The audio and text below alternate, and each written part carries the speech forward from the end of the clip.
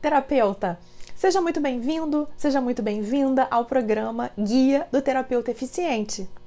Eu sou Renata Neme, mentora de terapeutas, e aqui nesse canal eu ensino terapeutas a diagnosticarem as dores emocionais dos seus pacientes logo no primeiro atendimento.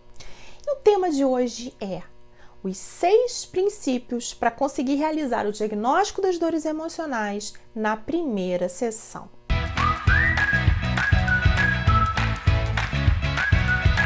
Você vai aprender que as linhas terapêuticas costumam focar no tratamento em concomitância com o diagnóstico, uma inversão que gera riscos tanto para os pacientes quanto para os próprios terapeutas.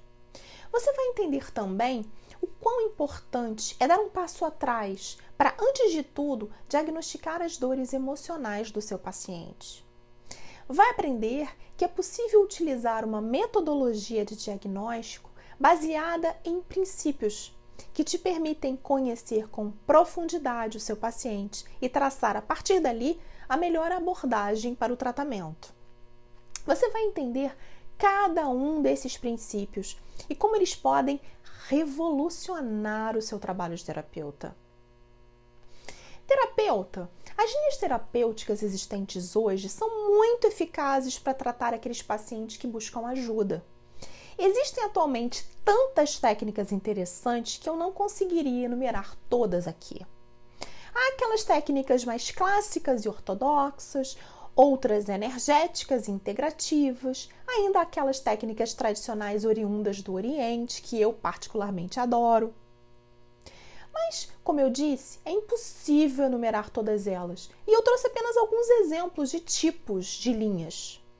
Contudo, o que eu percebo é que essas técnicas possuem o foco no tratamento e não no diagnóstico, especialmente quando se fala em dores emocionais.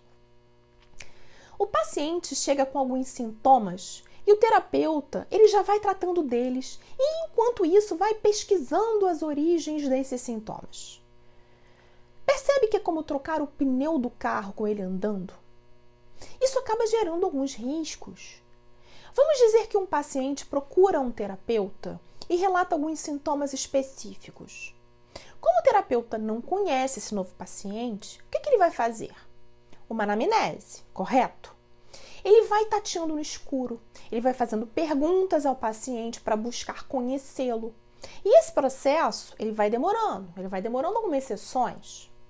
Enquanto isso, o paciente está com a expectativa lá no alto para conseguir alívio para aqueles sintomas.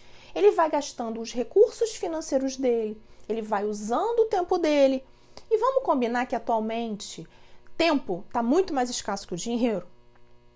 E aí, por quanto tempo esse processo vai durar? Ele fica imaginando. Até que ele percebe que não melhorou nada, porque você, terapeuta, ainda o está conhecendo. E o que ele faz? Ele larga o tratamento antes mesmo de ter começado. O paciente, ele fica desmotivado, ele gastou tempo, gastou dinheiro, teve as expectativas frustradas. Então, se você continuar trocando o pneu do carro com ele andando, você vai perder cada vez mais pacientes. E ainda tem o risco de eles saírem falando mal do seu trabalho. Por isso, eu venho alertando os terapeutas sobre a necessidade de rever esse processo.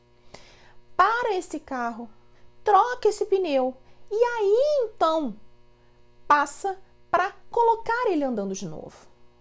Eu sei que isso ainda está muito enigmático, mas fica aqui comigo que eu vou te explicar tudo de forma muito bem detalhada. Bem, eu estou utilizando essa metáfora de troca do pneu com o carro andando para mostrar o quanto esse processo terapêutico precisa passar por uma revisão. Se hoje os terapeutas vão tratando os sintomas narrados pelos pacientes e, ao mesmo tempo, eles vão pesquisando a origem desses sintomas, a coisa fica meio confusa. Eu sei que você, terapeuta, que está dentro desse processo, então fica difícil, às vezes, enxergar sob o outro prisma. Você está envolvido no processo, você está fazendo exatamente o que você aprendeu e está tudo bem. Mas aí eu te convido a tentar se afastar um pouco, A olhar todo esse processo de fora, de preferência de cima, com uma visão bem panorâmica. Observe lá do alto a quantidade de pessoas que procuram ajuda terapêutica, a quantidade delas que efetivamente conseguem resultado e a quantidade delas que largam o tratamento. Ainda que você não encontre dados estatísticos sobre isso, ouça o que os terapeutas estão dizendo, ouça as suas queixas. É o que eu faço todos os dias. Você mesmo pode estar passando por situações semelhantes. E a minha proposição é: vamos dar um passo atrás. Vamos diagnosticar as dores emocionais desse paciente para somente então tratá-las. Os benefícios de se fazer esse movimento que eu estou te propondo são inúmeros. Vamos lá. O seu paciente procura a terapia narrando sintomas. Dificilmente ele tem consciência do que originou esses sintomas. E na maioria das vezes, ele está pouco se importando com isso. Ele é imediatista, ele só quer se livrar daquilo que o incomoda. Mas aí, se você trata apenas os sintomas, o seu trabalho possa ser paliativo. Porque sem atacar a origem daqueles sintomas, é claro que eles vão voltar. Por outro lado, se você diagnosticar as dores emocionais do seu paciente, você já consegue entender as origens desses sintomas que ele apresenta. E aí, tratando a causa, você verdadeiramente consegue eliminar esses sintomas. Viu a diferença? Os resultados são muito mais eficazes e certeiros, sem contar definitivos. E, ao entender isso, você vai otimizar o tratamento. Então, os resultados tendem a ser muito mais rápidos também. Isso vai ajudar verdadeiramente o seu paciente, mas, além de tudo, vai ajudar também a você. Você vai conseguir reconhecimento do seu paciente. Você vai conseguir novas indicações. Você vai lotar sua agenda se você quiser. Ou então, se você preferir, você vai conseguir gerir melhor o seu tempo, escolhendo os dias em que vai trabalhar. Porque você vai poder cobrar mais pelo seu trabalho. Olha o número de vantagens que você obtém só seguindo o seu propósito, que é ajudar o seu paciente. Mas, para você diagnosticar essas dores, você precisa investir numa metodologia específica, que eu chamo de GPS das emoções. Essa metodologia, ela se baseia em 6 princípios que eu vou te apresentar agora. Então fica aqui comigo, porque essa é uma abordagem totalmente inovadora. Eu tenho certeza de que você nunca ouviu falar em algo parecido.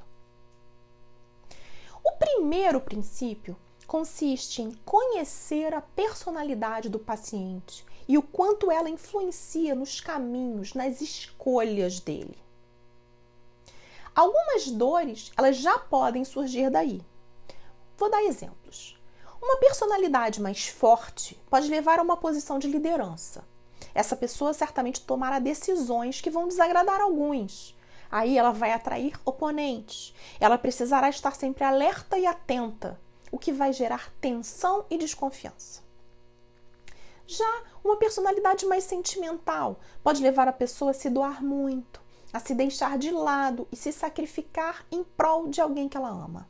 Com o tempo, tanta doação pode gerar mágoa, porque essa pessoa não recebeu a contrapartida afetiva que esperava. Vamos a mais um exemplo.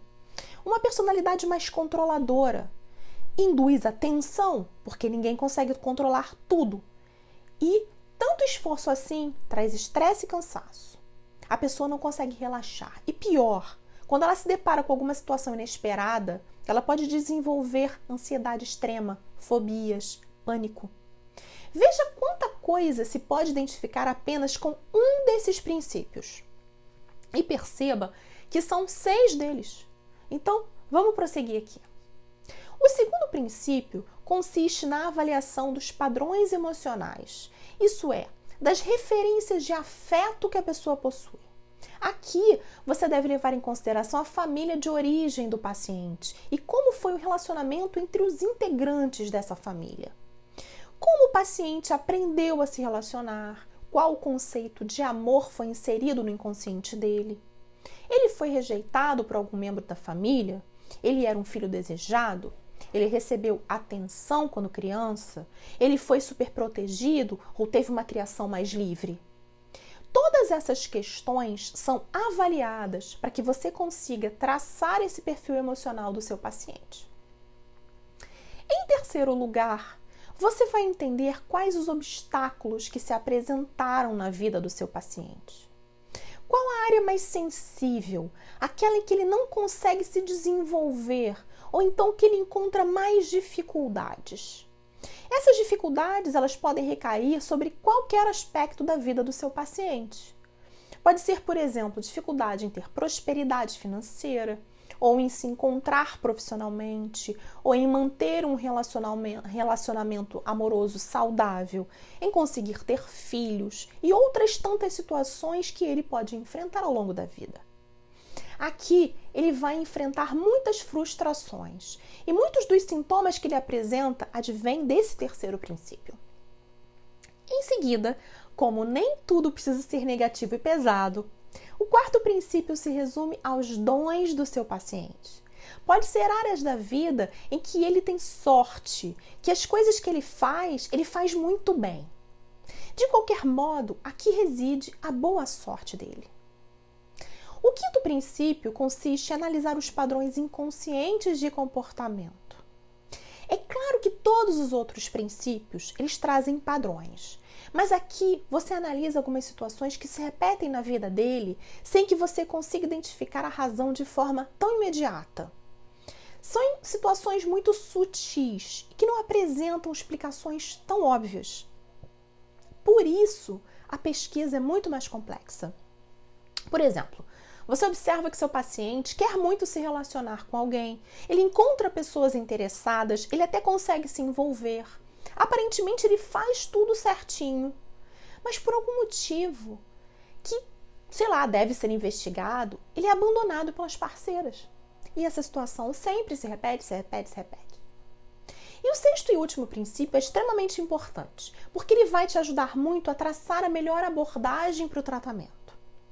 Ele consiste na análise dos ciclos da vida do seu paciente, em que você praticamente traça a linha do tempo de vida dele e verifica ali quando que os obstáculos que você identificou surgiram, quando esses dons se apresentaram e se mostraram mais fortes, quando os sintomas que ele narrou surgiram ou causaram maior estrago, quais os períodos de maior dificuldade ou de maior felicidade do seu paciente.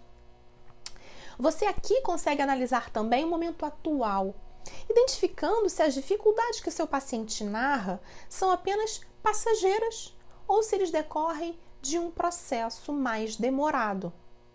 Entender isso é fundamental para você, terapeuta, ajudar seu paciente a atravessar essas fases difíceis.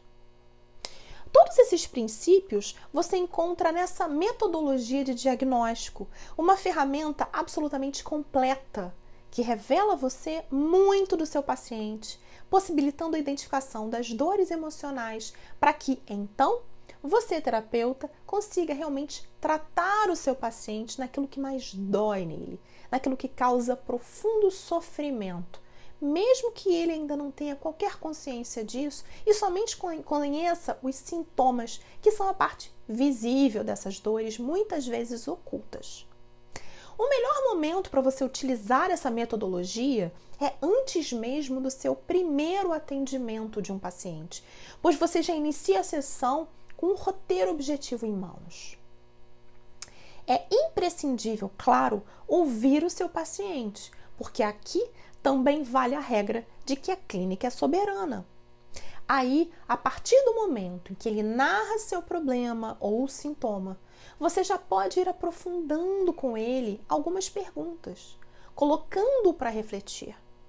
Você pode e deve também utilizar essa ferramenta para os pacientes mais antigos. É até uma forma de você parar o carro para trocar o pneu furado. Lembra daquela analogia que eu fiz lá atrás? Pois aqui também ela se aplica. Para você aplicar essa ferramenta, essa metodologia, você deve começar por colher informações do seu paciente numa ficha completa de anamnese, com nome completo, estado civil, endereço, naturalidade, dia, mês, ano e horário de nascimento. Essa ferramenta, ela pode ser revisitada de tempos em tempos, até mesmo para você se atualizar a respeito das fases de vida do seu paciente, avaliando também o progresso dele no tratamento. Para o uso dessa metodologia, não há qualquer contraindicação. Ela pode ser utilizada por qualquer terapeuta em todos os seus pacientes, caso assim deseje. Terapeuta, você a essa altura já deve ter percebido como essa metodologia pode revolucionar seu trabalho, trazendo resultados incríveis ao seu paciente e impactando positivamente a sua forma de trabalhar. Afinal, utilizando uma abordagem totalmente inovadora e obtendo esses resultados tão fantásticos aos seus clientes, você conseguirá reconhecimento, novos clientes que chegarão por indicação e você vai poder cobrar mais pelo seu trabalho, que será considerado diferenciado. Bem, vamos então recapitular o que você viu até aqui? Em primeiro lugar, você viu que as linhas terapêuticas costumam focar no tratamento em concomitância com o diagnóstico, uma inversão que gera riscos tanto para os pacientes quanto para o próprio terapeuta. Você entendeu o quão importante é dar um passo atrás para, antes de tudo, diagnosticar as dores emocionais do seu paciente? Você aprendeu que é possível utilizar uma metodologia de diagnóstico baseada em princípios que te permitem conhecer com profundidade o seu paciente e traçar, a partir dali, a melhor abordagem para o tratamento. Princípios como personalidade, padrões emocionais, obstáculos, dons, padrões inconscientes e ciclos de vida demonstram tudo o que você pode identificar no seu paciente logo no primeiro atendimento. Você entendeu que a metodologia baseada nesses 6 princípios pode revolucionar o seu trabalho de terapeuta, trazendo benefícios ao seu paciente e a você, trazendo conquistas que você sempre desejou. Agora me fala aqui embaixo se você tem alguma dúvida sobre como essa metodologia pode melhorar o seu trabalho. E aproveita e me conta como que eu posso te ajudar. E por hoje é só. Até o próximo vídeo. Te espero!